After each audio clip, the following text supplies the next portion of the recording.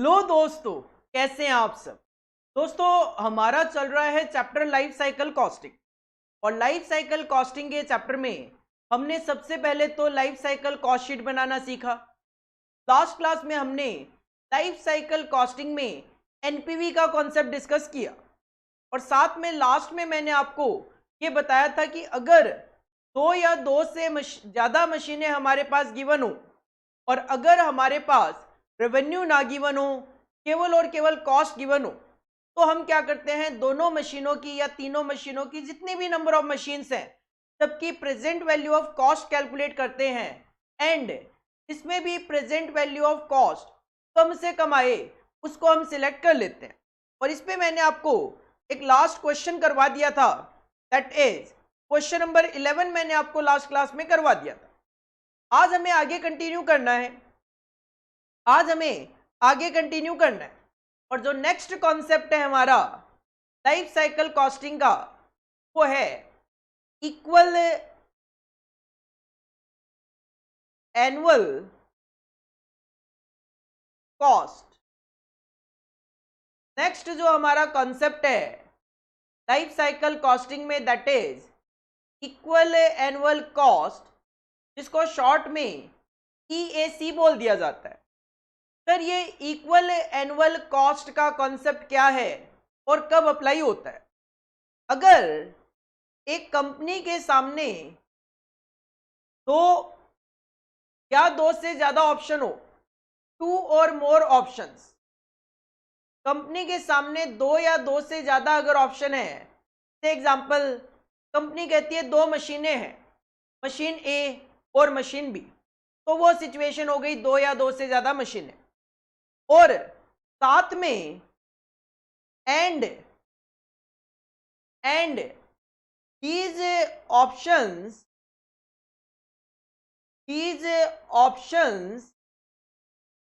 have unequal lives। Sir, दो या दो से ज्यादा ऑप्शन तो क्वेश्चन नंबर 11 में भी थे, तो इक्वल एनुअल कॉस्ट के कॉन्सेप्ट में और स्पेसिफिकेशन क्या है? इक्वल एनुअल कॉस्ट का कॉन्सेप्ट कहता है कि जब दो या दो से ज्यादा मशीनें हो और उनकी जो लाइफ है वो इक्वल ना हो। अगर आप कहते हो दो मशीनें हैं, मशीन ए और मशीन बी, मशीन ए की लाइफ है 4 साल की और मशीन बी की लाइफ है 6 साल की, तो क्या उस सिचुएशन में मैं present value of cost calculate करूं और इसके बेसिस पे डिसीजन दे दूं? क्या ये सही होगा? ऑफ कोर्स नहीं, ये गलत हो जाएगा। सर क्यों? अगर मैं कहता हूं कि कोल के केस में 4 साल में मेरा ये कॉस्ट आएगी, जबकि ऑयल के केस में मेरी ये जो कॉस्टिंग है वो आएगी से एग्जाम्पल 3 साल में। अब इसके बेसिस पे अगर मैं आपको ये कहूं कि ऑयल मशीन बेटर है 363 और 420 के बेसिस पे, तो गलत हो जाएगा। तो EAC का कॉन्सेप्ट कहता है जब लाइफ अलग अलग हो तो उस सिचुएशन में आपको कॉस्ट तो कैलकुलेट करनी है, लेकिन इक्वल एनुअल कॉस्ट कैलकुलेट करनी है। मतलब आपको टोटल कॉस्ट के बेसिस पे डिसीजन नहीं देना, आपको एनुअल कॉस्ट के बेसिस पे डिसीजन देना है, इक्वल एनुअल कॉस्ट के बेसिस पे डिसीजन देना है। सर, इक्वल एनुअल कॉस्ट कैसे कैलकुलेट किया जाए? तो इसके लिए नॉर्मली एक स्टेटमेंट बना लिया जाता है, that is known as a statement of EAC, equal annual cost. ये कॉन्सेप्ट कब अप्लाई होता है? दो या दो से ज्यादा मशीनें होनी चाहिए और उन मशीनों की लाइफ इक्वल ना हो, तो उस सिचुएशन में डिसीजन लेने के लिए हमें EAC का कॉन्सेप्ट अप्लाई करना पड़ता है। सबसे पहली बात तो ये सर, दो या दो से ज्यादा मशीनें होगी तो एक तो पर्टिकुलर्स का कॉलम ले लिया और मैं मान लेता हूं कि दो मशीनें, नाम है उनका मशीन ए और मशीन बी, नाम है उनका मशीन ए और मशीन बी। सबसे पहले तो सिंपल सी बात है, आपको बता दिया जाएगा कि मशीन ए और बी की परचेज कॉस्ट क्या होगी। तो एक तो आप जो भी परचेज कॉस्ट होगी वो आप कंसिडर कर पाएंगे। मशीन की जो परचेज कॉस्ट होती है वो इनिशियल इन्वेस्टमेंट होता है, 0 पीरियड में होता है, तो इसकी वैल्यू हमेशा ऑटोमेटिकली प्रेजेंट वैल्यू पे ही होती है, तो आपको इसको किसी भी कन्वर्ट करने की जरूरत नहीं होती। परचेज कॉस्ट आप एज इट इज लिख सकते हो। इसके अलावा आपके पास कॉस्ट हो सकती है कि इस मशीनों को ऑपरेट करने की हर साल कुछ कॉस्ट होगी, रिपेयरिंग की कुछ कॉस्ट होगी, मेंटेनेंस की कुछ कॉस्ट होगी, इस तरीके से आपके पास कुछ कॉस्ट हो सकती है। एग्जांपल रनिंग कॉस्ट की मैं बात करूं, तो अगर आपके पास रनिंग कॉस्ट हो तो आप उसकी प्रेजेंट वैल्यू कैलकुलेट कर लेना कि रनिंग कॉस्ट हर साल इनकर होगी, ये हो सकती है in the name of repair cost, तो present value of repair cost. Simple सी बात करूं, अगर कोई भी कॉस्ट आपको पर एनम गिवन है या फिर किसी भी ईयर में गिवन है, तो आपको प्रेजेंट वैल्यू उसकी कैलकुलेट करनी पड़ेगी। कई बार मेंटेनेंस के नाम से हो सकता है, present value of maintenance cost आप लिख लोगे। किसी भी नाम से गिवन हो, अगर कॉस्ट है तो आप उसकी प्रेजेंट वैल्यू कैलकुलेट कर लो। जब सारी की सारी कॉस्ट आप कंसिडर कर लेंगे तो ये ऑफ कोर्स आपका कहलाएगा total present value of cost. बिल्कुल उसी तरीके से जैसे कि हमने क्वेश्चन नंबर 11 में कैलकुलेशन शो की थी। अब हमें अगर इन दोनों की लाइफ अलग अलग है तो इस total present value of cost के बेसिस पे डिसीजन नहीं देना, हमें इसको EAC में कन्वर्ट करना है, that is equal annual cost में कन्वर्ट करना है।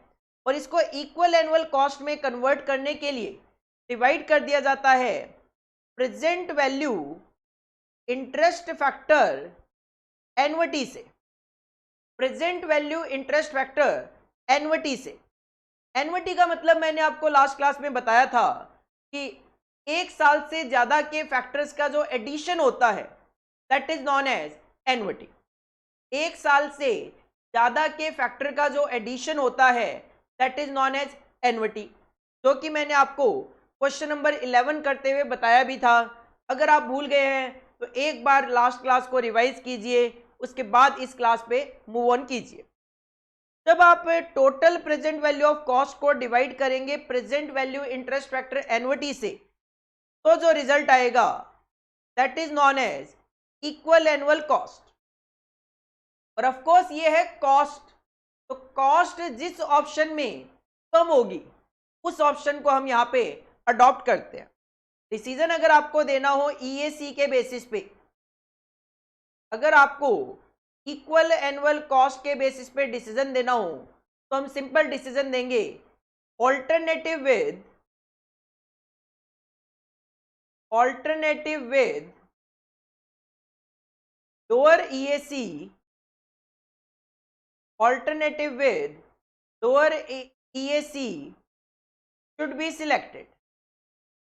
जिस ऑल्टरनेटिव में इक्वल एनुअल कॉस्ट कम होगी उस ऑप्शन को हमें यहाँ पे अडॉप्ट करते हुए चलना है। हाँ, अगर जैसे मैंने परचेज कॉस्ट में ये कॉस्ट दे दी, अगर आपके पास कोई स्क्रैप वैल्यू वगैरह गिवन है एट द एंड, इस मशीन की कॉस्ट है 50,000, तो 4th ईयर के एंड में बेचेंगे तो हमें कुछ मिल जाएगा, तो वो आप यहाँ पे लास्ट में माइनस भी कर सकते हो।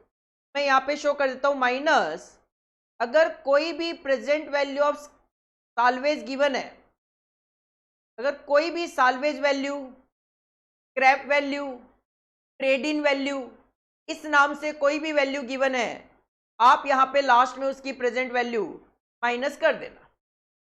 This is the statement of EAC। Heading put करो इक्वल एनुअल कॉस्ट। और सबसे पहले ये जो 3 स्लाइड्स मैंने आपके सामने रखी है, ये तीनों स्लाइड्स आपको कॉपी करनी है, उसके बाद हम इस पर क्वेश्चंस ट्राई करेंगे। हेडिंग पुट करो EAC।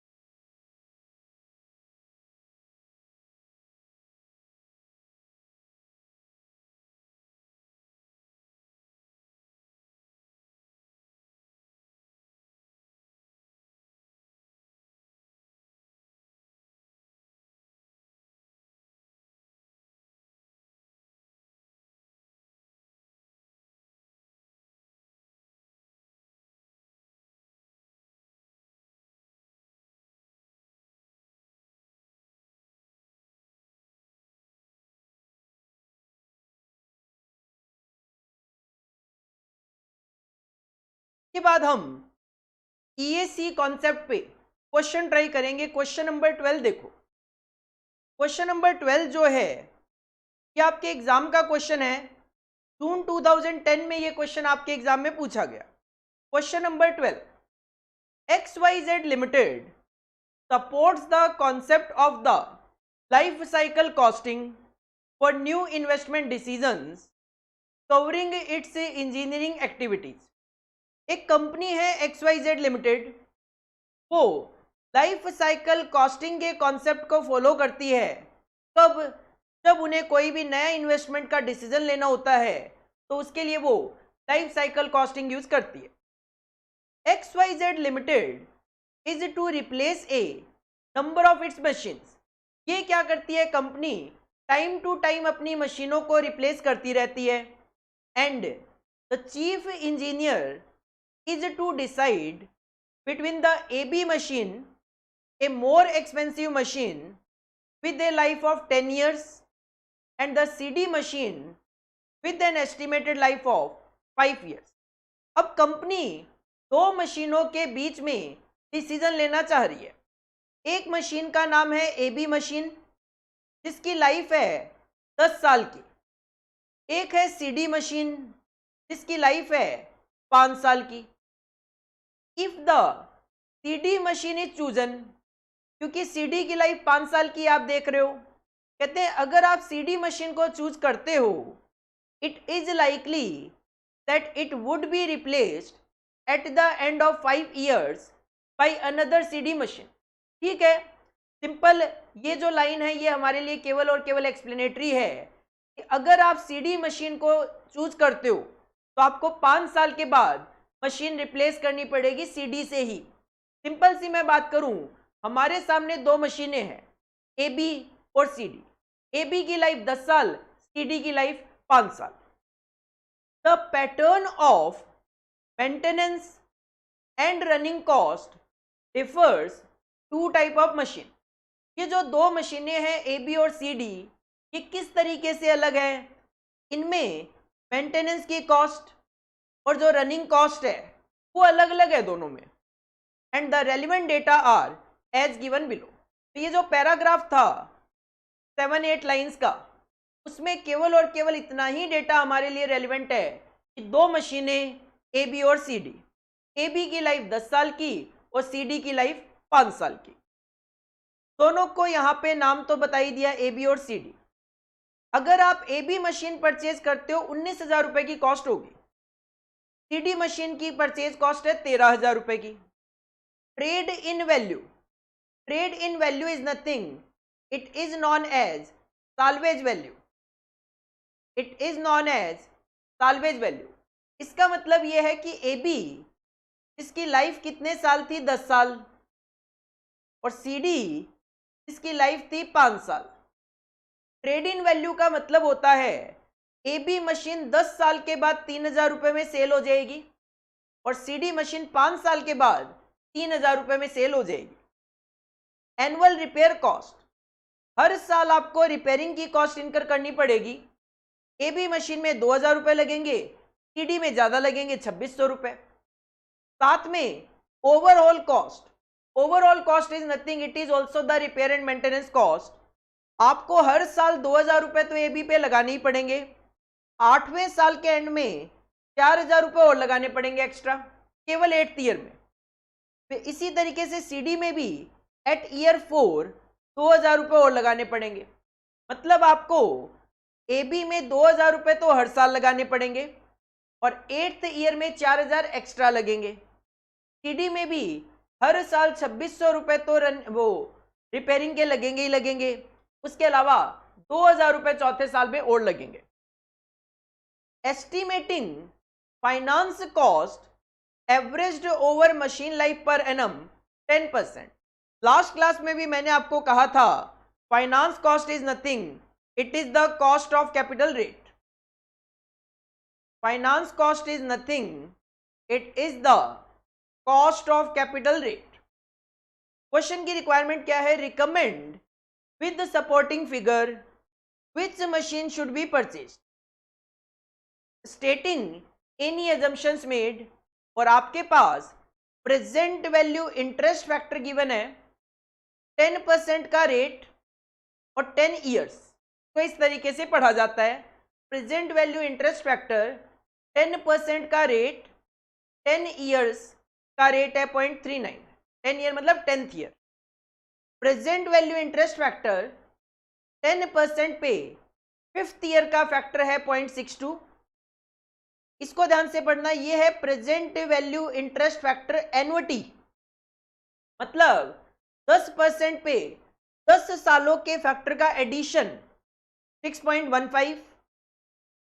ये भी है present value interest factor annuity, 10% पे 5 सालों के फैक्टर का एडिशन 3.80।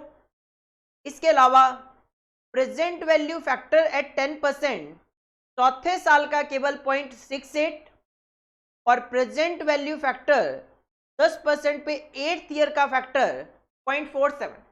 मतलब जितने भी आपको फैक्टर की जरूरत क्वेश्चन को सॉल्व करने में हो सकती है वो सारे के सारे प्रेजेंट वैल्यू फैक्टर्स गिवन है। PVIF means present value interest factor, हमें पता है, और present value interest factor annuity means present value interest factor for an annuity, ये भी अपने को पता है। तो हम यहाँ पे देख सकते हैं 2 मशीनें हैं सर, और दोनों की लाइफ अलग अलग है, और हमसे अगर पूछ लिया गया कि कौन सी मशीन सिलेक्ट करनी है, तो इस सिचुएशन में जो कॉन्सेप्ट अप्लाई होगा that will be equal annual cost, EAC concept. और इसके लिए हम बनाते हैं एक statement that is known as statement of EAC। Heading put करेंगे आंसर नंबर 12, हेडिंग पुट करेंगे आंसर नंबर 12। हम बनाएंगे statement of EAC, equal annual cost statement. 2 मशीनें हैं तो 3 कॉलम आपको लेने पड़ेंगे। First column will be of particulars, second column will B for machine AB और last column will B for machine CD। सबसे पहले हम कंसीडर करते हैं परचेज कॉस्ट ऑफ मशीन। आप देख सकते हो परचेज प्राइस गिवन है दोनों का 19,000 और 13,000। परचेज प्राइस गिवन है दोनों का 19,000 और 13,000। परचेज प्राइस की आपको कोई प्रेजेंट वैल्यू कैलकुलेट करने की जरूरत नहीं है, क्योंकि ये हमेशा initial investment that is present value पे ही होता है। इसके बाद क्वेश्चन ने कहा ट्रेड इन वैल्यू है 3,000 रुपए, मतलब स्क्रैप वैल्यू, जो कि मैं लास्ट में माइनस करूंगा। उससे पहले एनुअल रिपेयर की कॉस्ट है 2,000 और 2,600, तो हम लिखेंगे यहाँ पे present value of repair cost. याद रखने के पॉइंट ऑफ व्यू से मैं इनकी लाइफ लिख देता हूं कि जो मशीन AB है इसकी लाइफ है 10 ईयर्स की, और जो मशीन CD है इसकी लाइफ है 5 ईयर्स की। Present value of repair cost as per question 2,000 रुपए हर साल रिपेयरिंग की कॉस्ट आएगी, और AB की लाइफ है 10 साल, तो 10 साल के मुझे present value interest factor annuity चाहिए, क्योंकि ये केवल 10th ईयर नहीं, ये फर्स्ट ईयर में भी कॉस्ट आएगी, सेकंड ईयर में भी आएगी, हर साल कॉस्ट आएगी। अगर हर साल कॉस्ट आएगी तो मुझे अप्लाई करना पड़ेगा एन्युटी। तो present value interest factor annuity 10%, 10 years 6.15।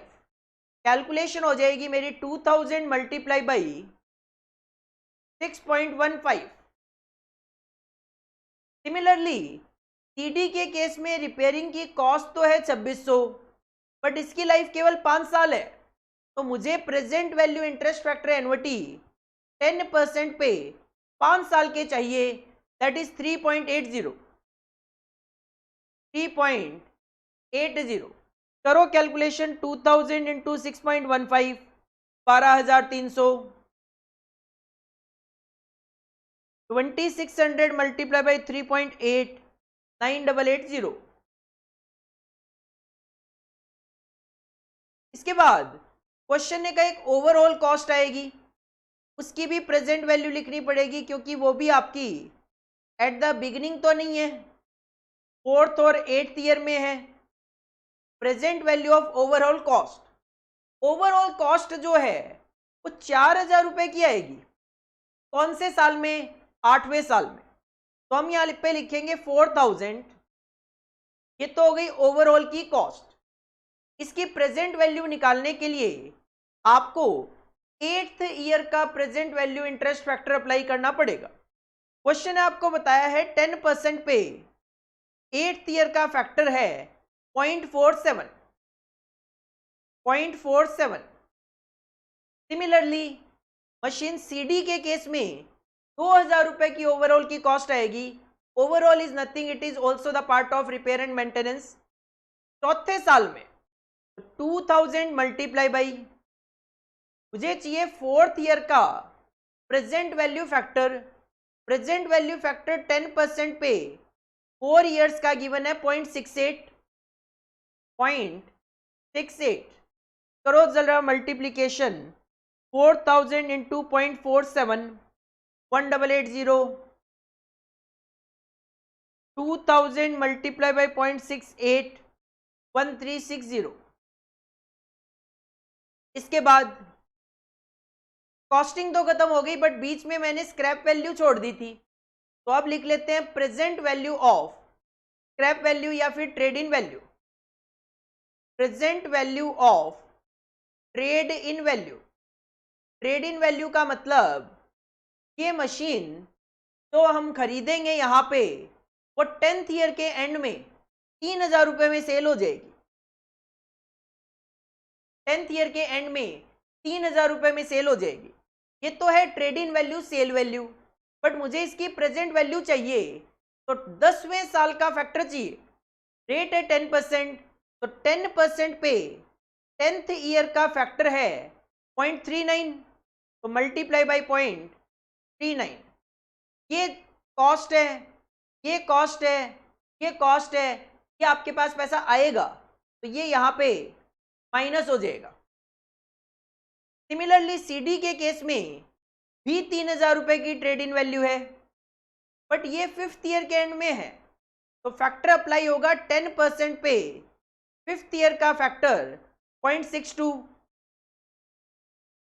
करो कैलकुलेशन, 3,000 इंटू 0.39, ये तो आ जाएगा 1170, और 0.62 से मल्टीप्लाई किया जाए क्या आ जाएगा 1860।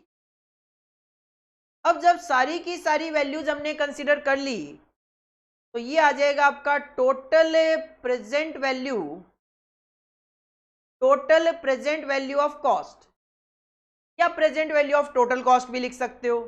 करो जरा एडिशन, 19,000 प्लस 12,300 प्लस 1,880 माइनस 1,170, क्या आ जाएगा आपका 32010, क्या आ जाएगा आपका 32010। सिमिलरली सीडी के केस में कैलकुलेशन 13,000 प्लस 9,880 प्लस 1,360 प्लस 1,860, क्या आ जाएगा 26,100। बट आप ये नहीं कह सकते कि सर सीडी की जो कॉस्ट है वो कम है तो हमें सीडी एक्सेप्ट कर लेना चाहिए। क्यों? क्योंकि सीडी की ये कॉस्ट 5 साल की है, जबकि एबी की ये कॉस्ट 10 साल की है, तो हमें कैलकुलेट करना पड़ेगा इक्वल एनुअल कॉस्ट। और इक्वल एनुअल कॉस्ट कैलकुलेट करने के लिए हम क्या करते हैं, हम ये जो total present value of cost होती है इसको डिवाइड करते हैं किससे, present value interest factor annuity से। तो इसको डिवाइड कर दो। ईएसी कैलकुलेट करने के लिए हम क्या करेंगे, ये जो total present value of cost आपने कैलकुलेट किया इसको डिवाइड करेंगे present value interest factor annuity से। मशीन एबी के केस में 32010, और मशीन एबी की लाइफ है 10 साल की, और 10 साल के फैक्टर की एन्युटी 10 साल के फैक्टर की एन्युटी है 6.15, तो डिवाइड हो जाएगा 6.15 से। इसी तरीके से सीडी की वैल्यू है 26,100, लेकिन इसकी लाइफ केवल 5 साल की है और 5 साल का एन्युटी फैक्टर है 3.8, तो डिवाइड हो जाएगा 3.8 से। अब कैलकुलेट करो, आपको ईएसी पता चल जाएगा, इक्वल एनुअल कॉस्ट पता चल जाएगी। तो यहां पे आ रहा है राउंड ऑफ में 5205 और इधर आ रहा है 26,100 डिवाइडेड बाई 3.8, 6868 6868।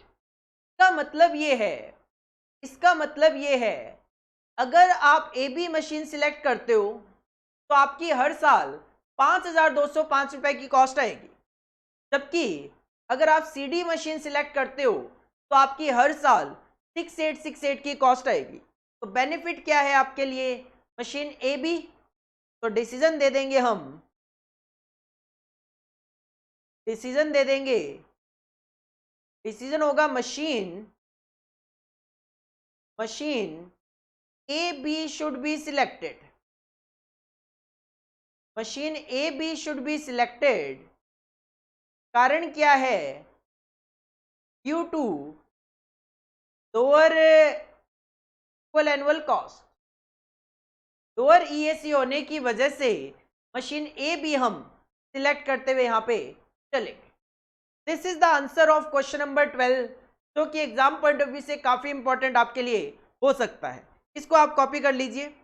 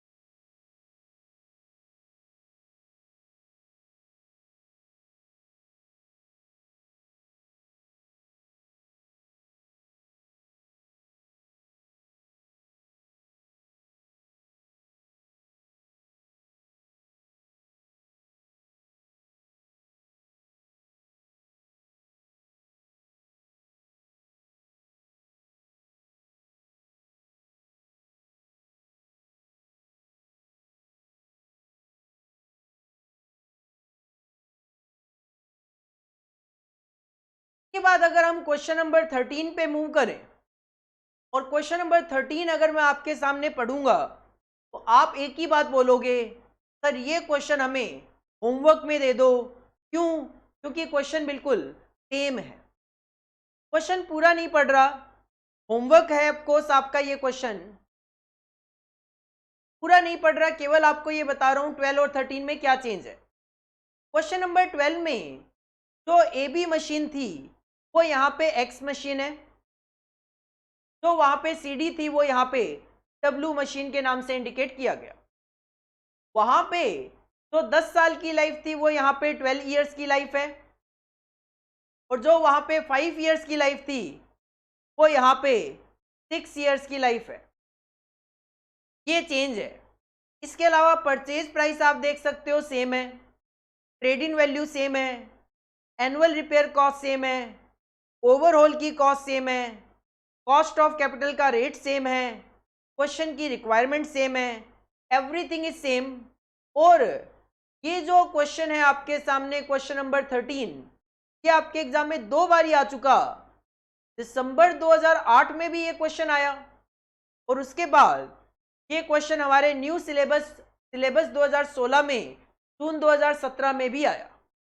क्वेश्चन बिल्कुल सेम था, केवल और केवल जो लाइफ थी वो 10 और 12 साल, वो 10 और 5 साल की बजाय यहाँ पे 12 और 6 साल कर दी गई। इसका मतलब केवल और केवल फैक्टर्स में चेंज होगा, और फैक्टर में चेंज होगा तो ऑफ कोर्स आंसर्स में भी चेंज तो आएगा। क्वेश्चन नंबर 13 आपका प्योर होमवर्क है, आपको घर से करना है। इसके बाद हम नेक्स्ट क्वेश्चन पे मूव ऑन करेंगे, that is question number 14। Question number 14, company x is forced to choose between two machines A and B. Company का नाम है X, दो मशीनें उनके सामने A और B, और दोनों में से आपको सिलेक्शन करना है कौन सी मशीन बेटर है. The two machines are designed differently but have identical capacity and do exactly the same job. दिखने में दोनों मशीनें अलग अलग हैं, बट दोनों की कैपेसिटी सेम है. अगर आप मशीन ए पे 10,000 यूनिट बना सकते हो तो बी पे भी 10,000 यूनिट ही बना सकते हो. To exactly the same job, same काम करती है. अगर मशीन ए पे पेन बनेगा तो बी पे भी पेन ही बनेगा. मशीन ए जो है उसकी कॉस्ट है 1.5 लाख रुपए और इसकी लाइफ है 3 साल की, और इसकी कॉस्ट आएगी हर साल 40,000 रुपये रनिंग की कॉस्ट. मशीन ए परचेज प्राइस 1.5 लाख रुपए, लाइफ साइकिल 3 साल का और रनिंग कॉस्ट 40,000 रुपये पर एनम. इसी तरीके से एक दूसरी मशीन है machine B, is an economy model. Economy model उस मशीन को बोला जाता है जो सस्ता होता है. कॉस्ट केवल और केवल 1 लाख रुपए है, लेकिन but will last only for 2 years. लेकिन मशीन बी की लाइफ केवल 2 साल है और इसको रन करने की कॉस्ट हर साल 60,000 रुपये है. तो आप देख सकते हो साफ साफ कि मशीन ए का परचेज प्राइस ज़्यादा है, बी की परचेज कॉस्ट कम है, बट मशीन ए की लाइफ ज़्यादा है और मशीन बी की लाइफ कम है. मशीन ए में रनिंग कॉस्ट कम आती है, मशीन बी में रनिंग कॉस्ट ज़्यादा आती है. These are real cash flow. आप ये मान के चलो कि आपको जो भी कैश फ्लो वगैरह बताए गए हैं वो रियल है. And the cost are forecasted in rupee of constant purchasing power. देखो हमें पता है कि मार्केट में इन्फ्लेशन भी होता है, बट क्वेश्चन कहता है आप इन्फ्लेशन मत मानो, आप परचेजिंग पावर कांस्टेंट मान के चलो. आज जो 40,000 रुपये में आपको चीज मिलेगी वो सेकेंड ईयर में भी 40,000 में मिल जाएगी, थर्ड ईयर में भी 40,000 में मिल जाएगी. इग्नोर टैक्स, कहीं ना कहीं ये सारी लाइनें इग्नोर करने वाली है. अपॉर्चुनिटी कॉस्ट ऑफ कैपिटल का रेट आपको कंसीडर करना है 10%, जिसके आपको प्रेजेंट वैल्यू फैक्टर कंसीडर करने पड़ेंगे. क्वेश्चन की रिक्वायरमेंट है विच machine company x should by. Company x को कौन सी मशीन परचेज करनी चाहिए. तो इसके लिए ऑफ कोर्स आप देख सकते हो क्वेश्चन में 2 मशीनें हैं और दोनों मशीनों की लाइफ अलग अलग है, और ऐसी सिचुएशन में हम डिसीजन लेने के लिए इक्वल एनुअल कॉस्ट का कॉन्सेप्ट अप्लाई करते हैं. हेडिंग पुट करो आंसर नंबर 14. हेडिंग पुट करेंगे answer number 14.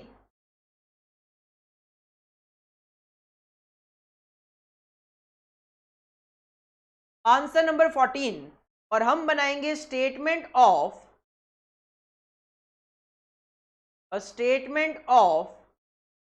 Equal annual cost.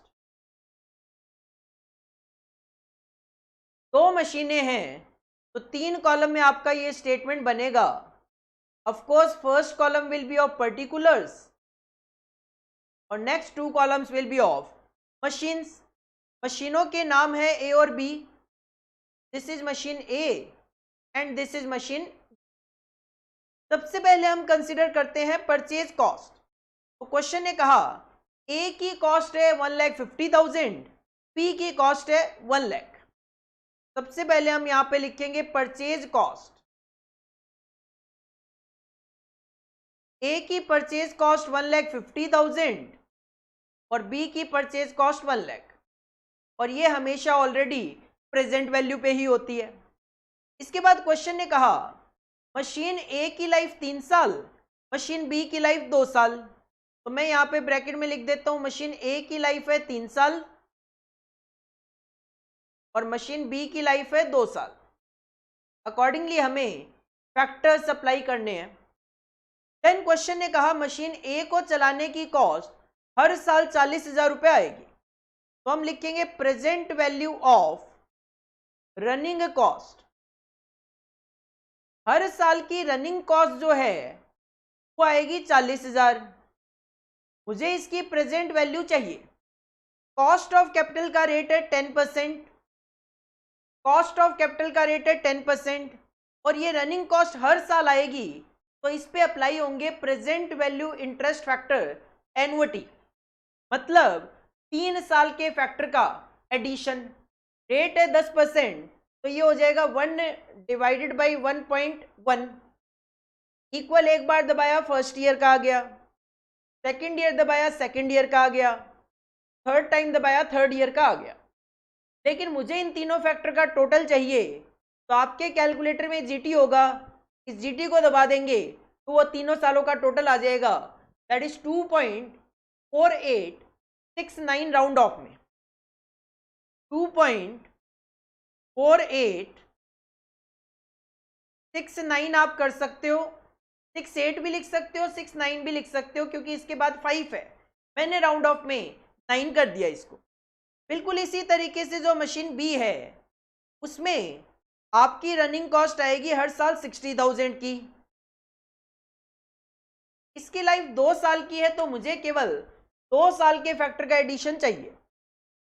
1 divided by 1.1 क्या आ गया फर्स्ट ईयर का फैक्टर, क्या आ गया सेकेंड ईयर का फैक्टर, दोनों को टोटल चाहिए, जीटी दबा दो, दोनों ईयर का टोटल आ गया 1.7355, 1.7355।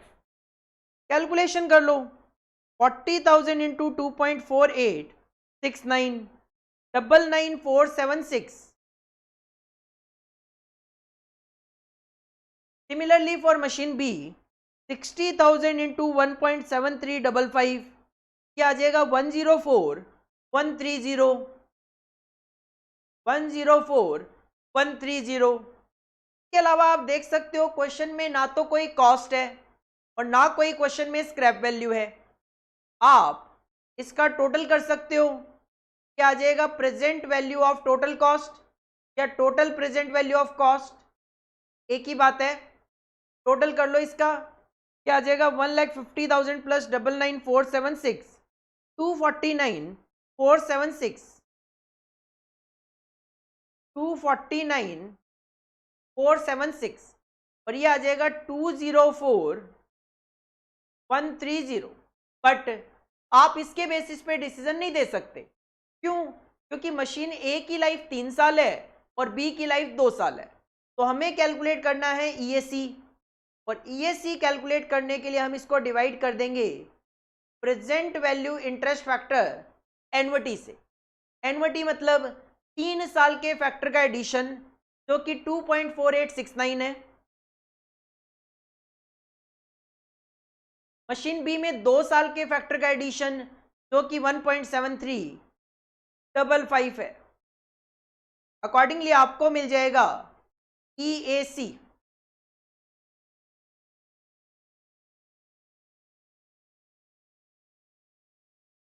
क्या आ जाएगा 1,00,316, 1,00,316, और मशीन बी में आ जाएगा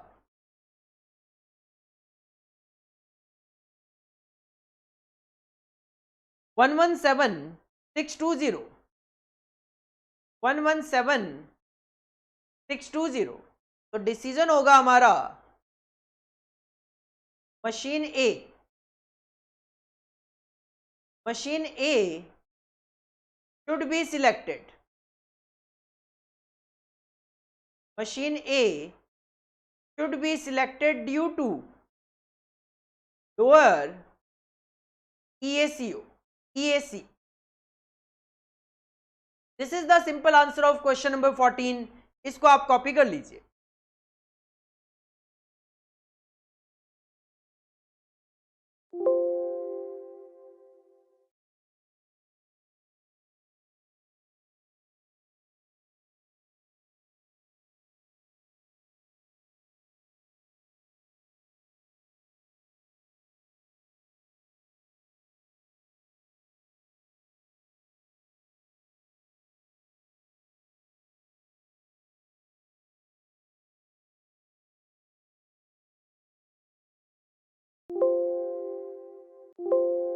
के बाद नेक्स्ट टॉपिक आता है हमारा लाइफ साइकिल कॉस्टिंग में ही, दैट इज रिप्लेसमेंट। देखो रिप्लेसमेंट नाम से ही क्लियर है, अगर आपके पास पहले से ही कोई मशीन है और अगर आप उसको किसी नई मशीन से बदलना चाहते हो तो that is known as replacement. Replacement का हमेशा तभी और तभी पर्पस सॉल्व होगा जब आपके पास पहले से कोई एग्जिस्टिंग मशीन होगी, या फिर आप ऐसे भी डिसाइड कर सकते हो कि मैं एक नई मशीन खरीदने जा रहा हूं तो उस मशीन को कब रिप्लेस कर दूंगा नई मशीन से तो मेरे लिए बेनिफिशियल होगा। तो एक को दूसरी से चेंज करना, बदलना ही रिप्लेसमेंट कहलाता है। अब जो रिप्लेसमेंट है उससे रिलेटेड मैं अगर प्रैक्टिकल क्वेश्चंस की बात करूं तो दो वैरायटी है क्वेश्चंस की। एक तो replacement with time value of money,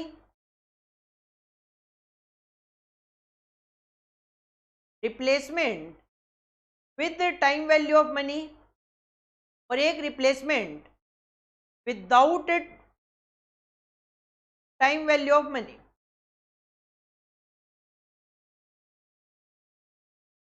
देखो टाइम वैल्यू ऑफ मनी तो आप समझते हो, मनी की वैल्यू टाइम के अकॉर्डिंगली जो चेंज होती है उस चीज को कंसिडर करना is known as replacement with time value of money, और उसको कंसिडर ना करना is known as replacement without time value of money. Simple सी बात यह है, अगर क्वेश्चन में कॉस्ट ऑफ कैपिटल का रेट गिवन हो, अगर क्वेश्चन में कॉस्ट ऑफ कैपिटल का रेट गिवन हो तो वो सिचुएशन होगी with time value of money. When cost of capital rate, when cost of capital rate is given, अगर क्वेश्चन में कॉस्ट ऑफ कैपिटल का रेट गिवन है तो आपको time value of money concept apply करना है रिप्लेसमेंट में, और अगर time value of money concept apply question में नहीं करवाना होगा एग्जामिनर को तो when cost of capital rate is not given, तो क्वेश्चन आपको कॉस्ट ऑफ कैपिटल का रेट नहीं बताएगा। और दोनों सिचुएशन में डिसीजन लेने का तरीका ऑफ कोर्स अलग अलग होगा, क्योंकि एक जगह मुझे time value of money that is present value factor concept apply करना है और दूसरी जगह मुझे अप्लाई नहीं करना, तो ऑफ कोर्स दोनों जगह कैलकुलेशन का तरीका भी अलग अलग ही होगा। पहले मैं सिंपल कैलकुलेशन वाला तरीका आपको करा रहा हूं, that is replacement without time value of money concept.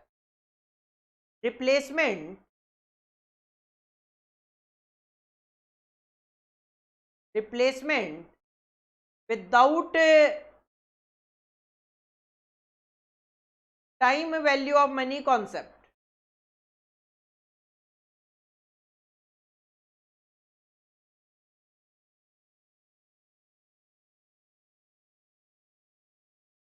अगर replacement without time value of money होगा तो उस सिचुएशन में हमें एक स्टेटमेंट बनाना है that will be known as statement of average cost, statement of average cost per annum. जैसे हम टाइम वैल्यू ऑफ मनी के कॉन्सेप्ट में ईएसी कैलकुलेट करते हैं, इक्वल एनुअल कॉस्ट, वैसे रिप्लेसमेंट में अगर टाइम वैल्यू ऑफ मनी का कॉन्सेप्ट नहीं होगा तो हमें एक average cost per annum calculate करना है। वो कैसे कैलकुलेट होगा, आपको कुछ ईयर बताए जाएंगे कि अगर मैं फर्स्ट ईयर में मशीन रिप्लेस करूं तो क्या होगा, सेकंड ईयर में करूं तो क्या होगा, थर्ड, फोर्थ, फिफ्थ, इस तरीके से कई साल बता दिए जाएंगे, और हर साल में मशीन की रनिंग कॉस्ट या मेंटेनेंस कॉस्ट जो भी है वो कितनी कितनी होगी वो आपको बता दिया जाएगा। तो आपको उस रनिंग कॉस्ट का क्यूमुलेशन लेना है। क्यूमुलेशन समझते हो, क्यूमुलेशन का मतलब एडिशन कर लेना, तो हम इसको बोलते हैं cumulative running cost. Simple, first year में फर्स्ट ईयर की रनिंग कॉस्ट आ जाएगी, बट सेकेंड ईयर में फर्स्ट और सेकेंड ईयर का एडिशन, थर्ड ईयर में तीनों सालों का एडिशन, फोर्थ ईयर में चारों सालों की रनिंग कॉस्ट का एडिशन, और फिफ्थ ईयर में 500 साल की रनिंग कॉस्ट का एडिशन। इसी तरीके से हम नेक्स्ट कॉलम में डेप्रीशिएशन कंसीडर करेंगे कि अगर आप फर्स्ट ईयर में मशीन को रिप्लेस करोगे तो क्या डेप्रीशिएशन होगा, सेकेंड ईयर में रिप्लेस करोगे तो क्या डेप्रीशिएशन होगा, थर्ड ईयर में रिप्लेस करोगे तो क्या डेप्रीशिएशन होगा, फोर्थ ईयर में करोगे तो क्या डेप्रीशिएशन होगा, और फिफ्थ ईयर में करोगे तो क्या डेप्रीशिएशन होगा, वो हम यहाँ पे कैलकुलेट कर लेंगे। के बाद आपको क्या करना है, ये जो क्यूमुलेटिव रनिंग कॉस्ट है और ये जो डेप्रीशिएशन की कॉस्ट है, इन दोनों का एडिशन कर लेना है।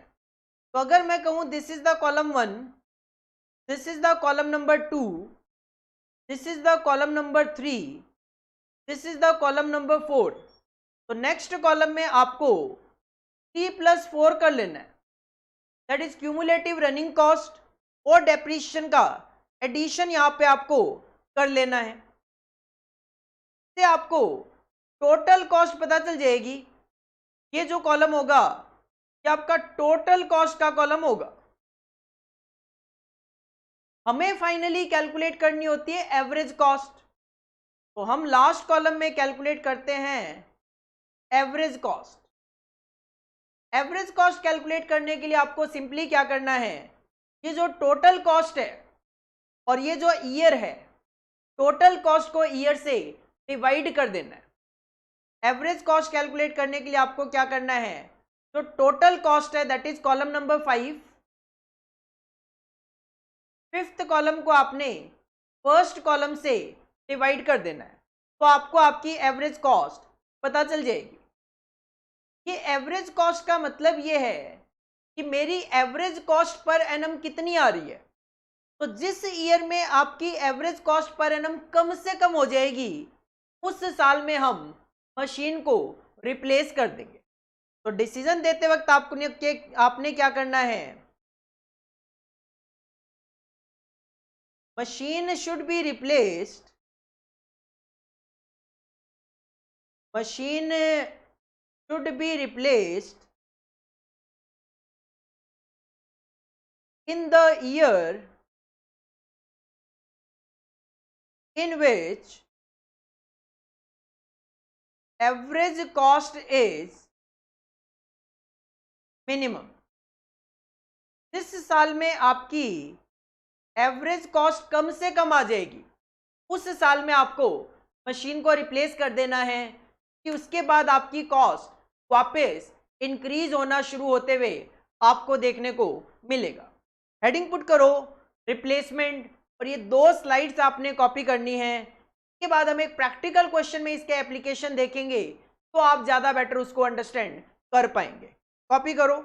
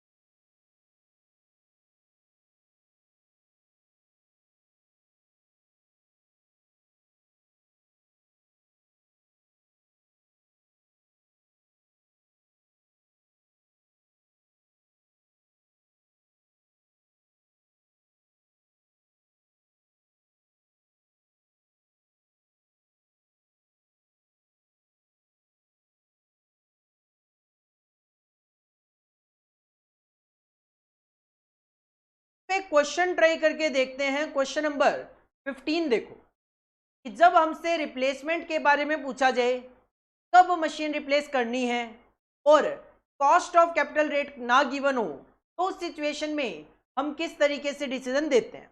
क्वेश्चन नंबर 15 आपके एग्जाम का क्वेश्चन है, दिसंबर 2013 में पूछा गया। The data of running cost per year and resale price of equipment A whose purchase price is ₹2 lakh are as follows. एक इक्विपमेंट है ए, हमने 2 लाख रुपए में इसको खरीदा, उसका रनिंग कॉस्ट पर ईयर क्या है और रीसेल प्राइस हर साल क्या है वो आपको बताया हुआ है। आपको ईयर बता दिए 1 से लेकर 7 तक, रनिंग कॉस्ट बताई हुई है और रीसेल वैल्यू बताई हुई है। रीसेल वैल्यू आपकी 1000 में है, रनिंग कॉस्ट भी आपकी 1000 में है। क्वेश्चन को किस तरीके से पढ़ा जाता है, अगर मैं फर्स्ट ईयर में बात करूं तो फर्स्ट ईयर में रनिंग कॉस्ट आएगी 30,000 रुपए और फर्स्ट ईयर के एंड में अगर इस मशीन को बेचा जाए 1 लाख रुपए आपको मिल जाएगा। मतलब फर्स्ट ईयर में अगर मैं बात करूं तो रनिंग कॉस्ट 30,000 और डेप्रीशिएशन की बात करूं तो 1 लाख रुपए का डेप्रीशिएशन लग रहा है, क्योंकि 2 लाख रुपए आपका परचेज प्राइस और रीसेल वैल्यू केवल 1 लाख, तो 1 लाख रुपए का डेप्रीशिएशन लग रहा है। इसी तरीके से हर साल आपको रनिंग कॉस्ट बता दी गई है, तो आप एज इट इज कॉपी कर सकते हो। रीसेल वैल्यू आपने समझना है थोड़ा सा डेप्रीशिएशन के पॉइंट ऑफ व्यू से। सर 2 लाख रुपए का परचेज प्राइस है, अगर 1 लाख रीसेल वैल्यू है तो डेप्रीशिएशन विल बी 1 लाख। अगर 50,000 रुपए रीसेल वैल्यू है तो डेप्रीशिएशन विल बी 1,50,000। अगर 25,000 रुपए रीसेल वैल्यू है, 2 lakh minus 25,000, 1,75,000 will be the depreciation. अगर रीसेल वैल्यू केवल 12,000 है तो आपके लिए डेप्रीशिएशन 1,88,000 है, और अगर रीसेल वैल्यू केवल 8,000 है तो डेप्रीशिएशन लग जाएगा 1,92,000 का। क्वेश्चन की रिक्वायरमेंट है पहली, when is the optimum period for replacement. Replacement का बेस्ट टाइम क्या है, बेस्ट पीरियड क्या है वो बताओ। और रिप्लेसमेंट का बेस्ट पीरियड वो होता है जहां पे आपको कॉस्ट कम से कम दिखाई देती है। कौन सी cost, average cost per year. और इसके लिए हम बनाएंगे statement of average cost per annum. Heading put करेंगे आंसर नंबर 15, हेडिंग पुट करेंगे आंसर नंबर 15 और हम बनाएंगे statement of average cost.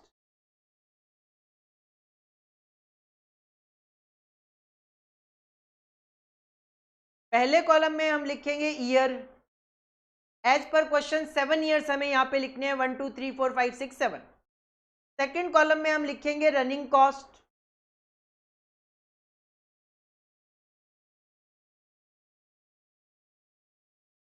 Third column में हमें इस रनिंग कॉस्ट का क्यूमुलेशन करना है, तो हम लिखेंगे क्यूमुलेटिव रनिंग कॉस्ट।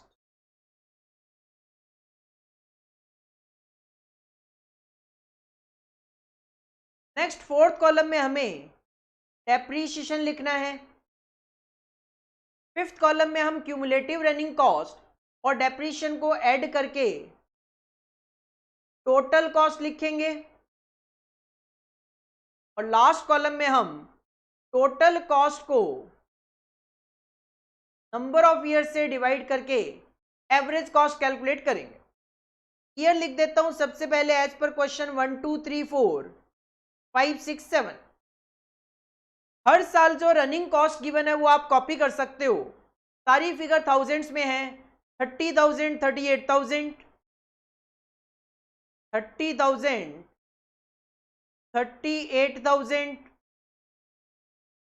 46,000, 58,000, 46,000, 58,000, 75,000, 90,000,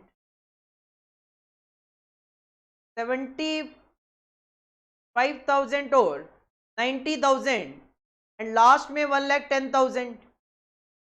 ये तो हो गई running cost.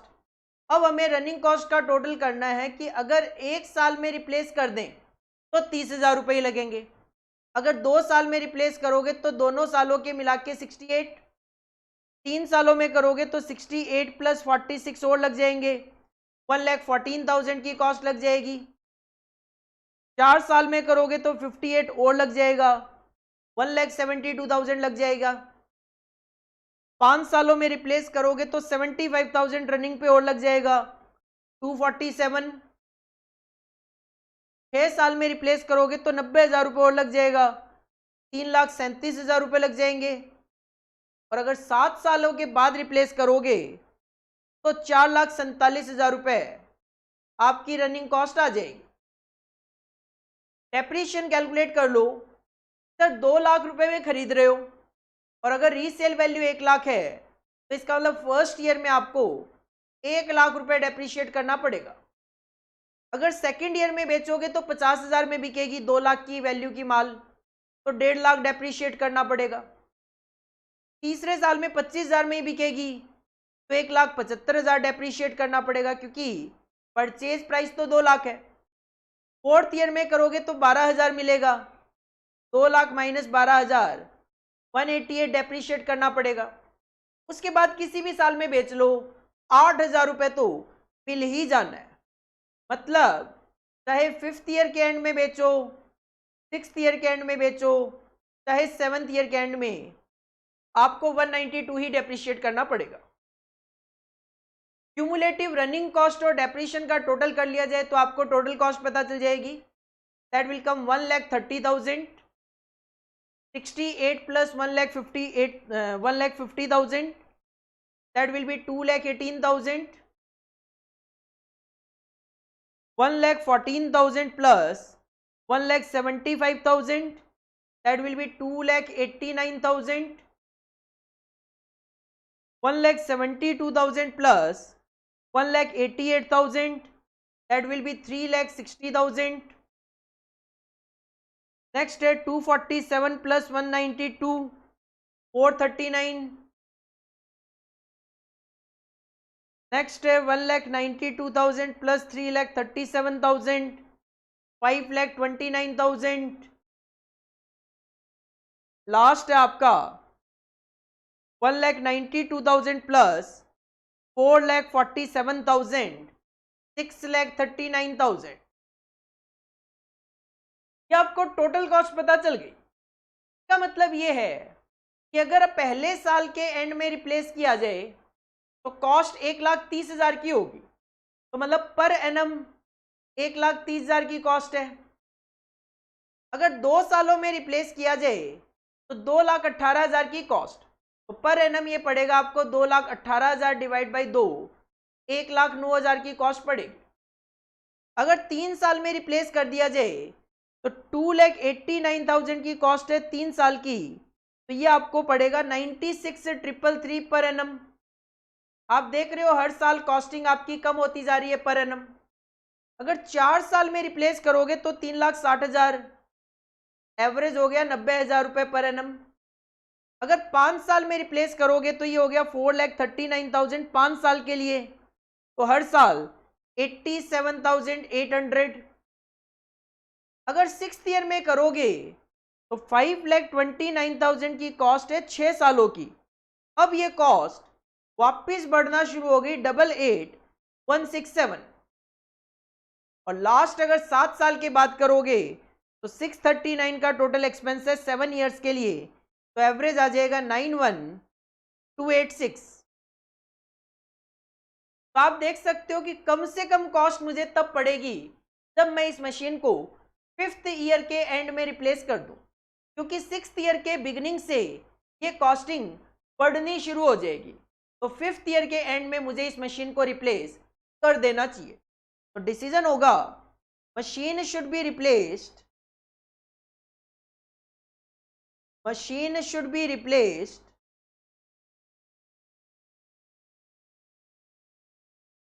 at the end of 5th year. 5th year के एंड में आपको इस मशीन को रिप्लेस कर देना चाहिए। This is the first requirement of the question. पहले आप इसी को कॉपी करो, उसके बाद ही हम आगे मूव ऑन करेंगे। पहले आप इसको कॉपी करो।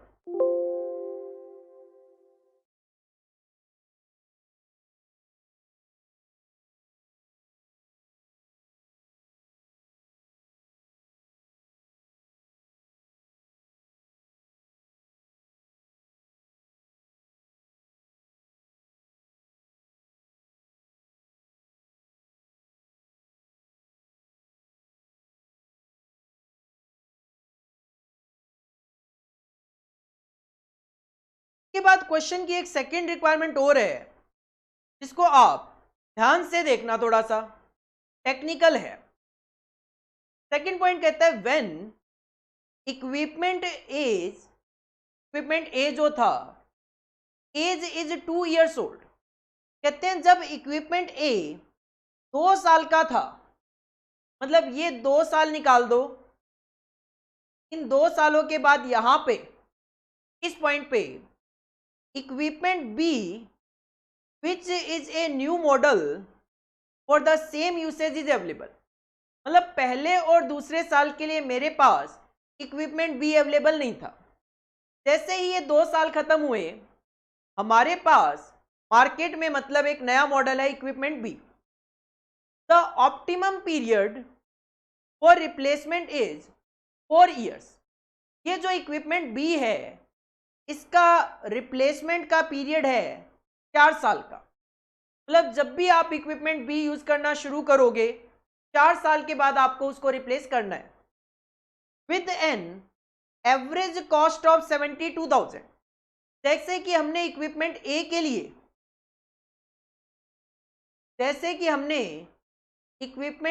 के लिए एवरेज कॉस्ट कैलकुलेट की और बता दिया कि 5th ईयर के एंड में इसको रिप्लेस कर लेना चाहिए। बिल्कुल इसी तरीके से क्वेश्चन ऑलरेडी कैलकुलेशन करके आया है मशीन बी की, और कहते हैं एवरेज कॉस्ट 72,000 पर एनम है 4 साल के बाद, तो वहां पे हमें इसको रिप्लेस कर देना चाहिए। क्वेश्चन की रिक्वायरमेंट ये है, should equipment A be changed with equipment B. अगर केवल इतना ही पढ़ूं तो क्वेश्चन जानना चाहता है कि क्या हमें इक्विपमेंट ए की जगह इक्विपमेंट बी लाना चाहिए। तो आप चेक कर सकते हो कि इक्विपमेंट ए जो है उसका रिप्लेसमेंट का टाइम पीरियड जो भी है, एवरेज कॉस्ट इसकी पर एनम 87,800 है, जबकि इक्विपमेंट बी की एवरेज कॉस्ट ये 72,000 ही बता रहे हैं। तो अगर आप मुझसे केवल और केवल ये पूछोगे कि क्या मशीन ए की जगह बी लेकर आऊं, मेरा आंसर होगा यस।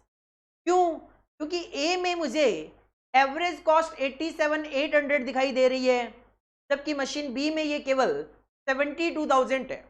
तो सबसे पहले तो सेकेंड पॉइंट में मैं आंसर दूंगा machine A should be replaced। Machine A should be replaced with machine B।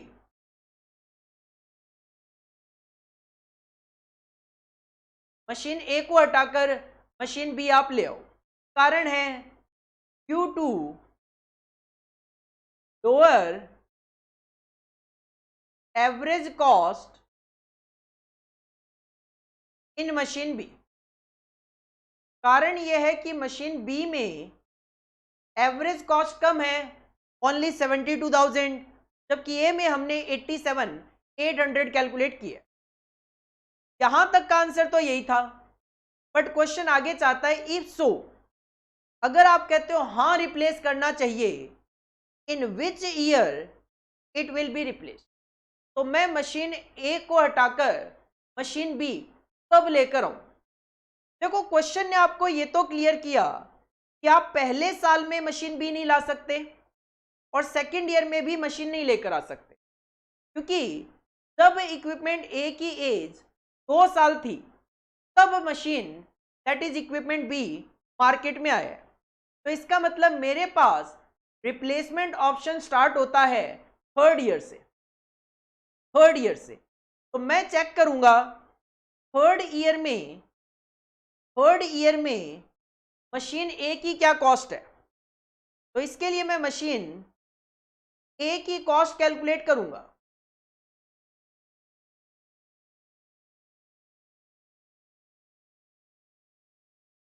Machine ए की कॉस्ट कैलकुलेट करूंगा, वो भी कौन से ईयर में? 3rd ईयर में। 1st ईयर में रिप्लेसमेंट का ऑप्शन ही नहीं है, 2nd ईयर में रिप्लेसमेंट का ऑप्शन ही नहीं है, क्योंकि बी मशीन आई ही 3rd ईयर में है। अब थर्ड ईयर अगर मैं देखूं तो तीसरे साल में मेरी टोटल कॉस्ट है मशीन ए की 289 और 2 सालों में ये 2,18,000 थी। इसका मतलब केवल तीसरे साल की मैं बात करूं तो 289 माइनस 2,18,000 कि 2 सालों में 218 लग गए, 3 सालों में 289, तीसरे साल में 71,000 की कॉस्ट है। तीसरे साल में ये 289 टोटल है और 2 सालों का टोटल था 218 का मतलब केवल और केवल तीसरे साल को मैं चेक करूं, तीसरे साल में ये 71,000 का खर्चा है, जबकि मशीन बी में 72,000 की एवरेज कॉस्ट है। इसका मतलब थर्ड ईयर में तो रिप्लेसमेंट नहीं होना चाहिए, थर्ड ईयर तो आप मशीन ए ही चलाओ। चेक करो फोर्थ ईयर, 4 सालों की टोटल कॉस्ट होती है 360 और 3 सालों की टोटल कॉस्ट होती है 289, तो 360 माइनस 289, इसका मतलब चौथे साल में भी 71,000 का ही खर्चा है। 3,60,000 4 साल का टोटल माइनस कर दो 3 साल का टोटल, इसका मतलब चौथे साल में भी मशीन ए को यूज करने पे 71,000 का खर्चा है, जबकि बी यूज करूंगा तो 72,000 का खर्च होगा। अभी भी चौथे साल भी मशीन ए ही चला लो आप। पांचवा साल चेक कर लो, 5 सालों का टोटल कॉस्ट थी आपकी 439 और 4 सालों का टोटल 360, 4,39,000 माइनस 360 क्या आ गया 79,000, क्या आ गया 79,000, 4,39,000 माइनस 3,60,000 क्या आ गया 79,000। जबकि अगर मैं इस साल में मशीन बी यूज करूं तो केवल 72,000 का खर्च आएगा। इसका मतलब आपको मशीन चौथे साल के एंड में रिप्लेस कर देनी चाहिए और 5वें साल के बिगिनिंग में रिप्लेस कर देनी चाहिए। तो आंसर होगा machine A should be replaced, machine A should be replaced with machine B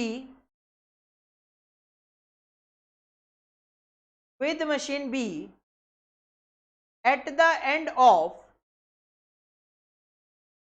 fourth year. कि तीसरे और चौथे साल में तो मशीन ए ही ज्यादा बेनिफिशियल है। हाँ, फिफ्थ ईयर से मशीन आपकी बी बेनिफिशियल हो जाएगी, तो फोर्थ ईयर के एंड में और फिफ्थ ईयर के बिगनिंग में आपको मशीन बी इंस्टॉल कर देनी चाहिए और मशीन ए को हटा देना चाहिए। This is the answer of point number 2 of question number 15। इसको भी आप कॉपी कर लीजिए।